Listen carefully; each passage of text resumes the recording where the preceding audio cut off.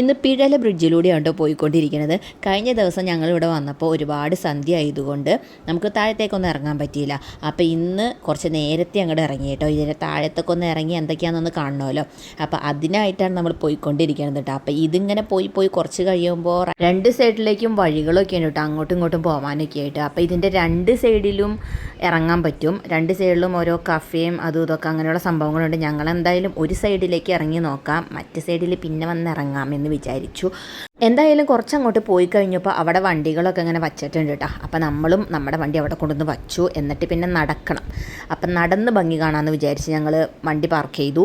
ഇനിയിപ്പോൾ ഈ നേരെയുള്ള വഴി കൂടെയൊക്കെ വണ്ടികളൊക്കെ പോകുന്നുണ്ട് കേട്ടോ. പക്ഷേ നമുക്ക് പോകേണ്ടടത്തേക്ക് വണ്ടി അങ്ങോട്ട് കയറൂല. അപ്പോൾ നമുക്ക് നടന്ന് തന്നെ പോകണം കേട്ടോ. അപ്പോൾ അത് നിറയെ വെള്ളമാണ്, രണ്ട് സൈഡിലും നിറയെ പായലൊക്കെ കയറി കിടക്കുന്നുണ്ട് കേട്ടോ. അപ്പോൾ നമ്മൾ പോകേണ്ട സ്ഥലം അതാണ്.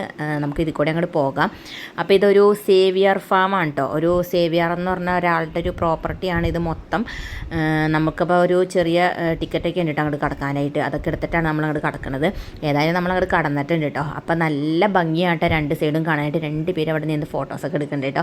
അപ്പോൾ അവർ ഡിസ്റ്റർബ് ചെയ്യണ്ടല്ലോ എന്ന് ഓർത്ത് ഞാൻ കുറച്ച് നേരം ഞങ്ങളവിടെ വെയിറ്റ് ചെയ്ത് നിന്നു. പിന്നെ അവർ പോയി കഴിഞ്ഞപ്പോൾ ഞങ്ങളും അങ്ങോട്ട് നടന്നു.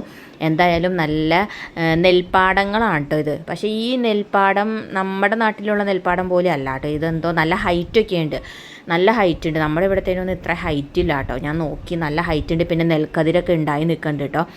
അപ്പോൾ കുറച്ച് നേരം, കുറച്ചല്ല, നമുക്ക് ഇവിടെ തന്നെ നിൽക്കാനായിട്ട് തോന്നും.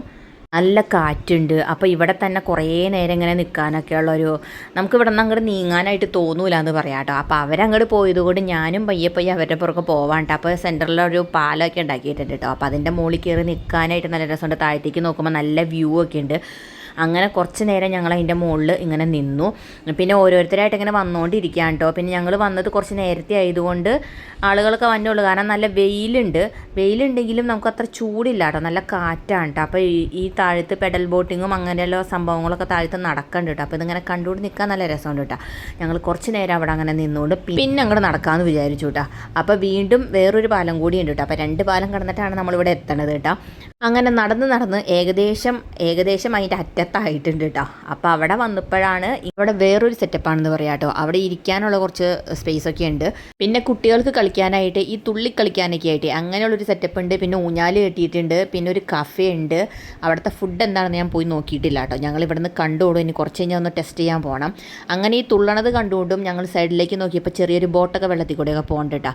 അങ്ങനെ ബോട്ട് കണ്ടുകൊണ്ടും ഇപ്പുറ സൈഡിലേക്ക് നോക്കിയപ്പോഴാണ് ഈ കാഴ്ച കാണുന്നത് കേട്ടോ. ഇതെന്താ ഇവർ കാണിക്കണേന്ന് അറിയാൻ പാടില്ല. ഇവർ തെക്കോട്ടാണോ വടക്കോട്ടാണോ പോകണേന്ന് അവർക്കാൻ അറിയില്ല കേട്ടോ. ഇത് നീങ്ങണില്ല എന്ന് തോന്നുന്നു. ഒരാൾ തുഴയണമൊക്കെ ഉണ്ട് കൈ കൊണ്ട്. പിന്നെ കുറച്ച് നേരം അവിടെ ഞാൻ നോക്കി നിന്നു. ഇത് കണ്ടപ്പോൾ ഞാൻ ഇതിൽ കയറണമെന്ന് വിചാരിച്ചിട്ടാണ് ഞാൻ വന്നത്. പക്ഷേ ഇത് ഞാൻ കയറണ്ടെന്ന് തന്നെ വിചാരിച്ചു. ഇത് നല്ല റിസ്കി ആയിട്ടുള്ളൊരു പരിപാടിയാണ് കേട്ടോ. എന്തായാലും അത് പയ്യെ നീങ്ങി തുടങ്ങിയിട്ടുണ്ട് കേട്ടോ. എന്നാൽ പിന്നെ കുറച്ച് നേരം പോയി ഇരിക്കാമെന്ന് വിചാരിച്ചു. അപ്പോഴാണ് ഊഞ്ഞാൽ കണ്ടത്. ചാടി ഊഞ്ഞാലുമ്മ കയറി.